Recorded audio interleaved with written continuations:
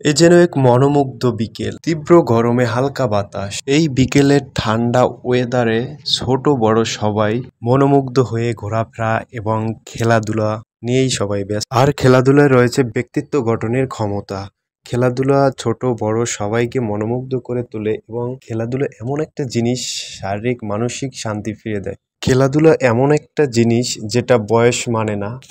খেলাধুলা করার মতো শক্তি থাকে না, তারপরও ইচ্ছে হয় যেন আরেকবার ফিরে আসি সেই খেলাধুলার মাঠে। খেলাধুলা দেখলে শৈশবের কথাটা বেশি মনে পড়ে, কারণ শৈশবে খেলাধুলাটাই বেশি হইতো। পুরুষ মানুষের বয়সের সাথে সাথে সবকিছু চেঞ্জ হয়ে যায়। পরিবারকে ভালো রাখার জন্য ছোট একটা জব করি।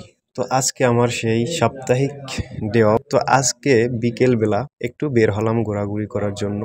একা মানুষ, কিছুই ভালো লাগতেছিল না। তো হঠাৎ চলে আসলাম বাসার কাছেই একটা খেলার মাঠ আছে, এখানেই চলে আসলাম। এসে খোলা আকাশের নিচে একটু বসলাম।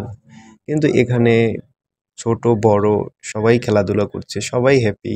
এমনকি গার্জিয়ান সহ চলে আসছে এখানে বাচ্চাদেরকে নিয়ে খেলাধুলা করার জন্য।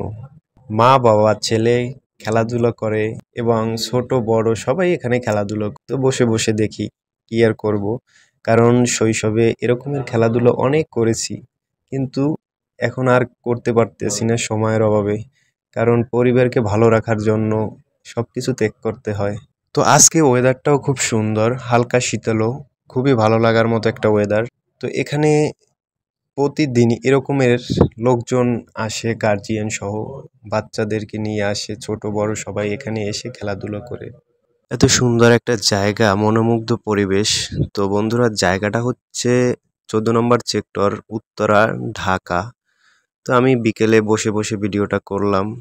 তো ধন্যবাদ বন্ধুরা, এখানেই আজকে ভিডিওটা শেষ করলাম।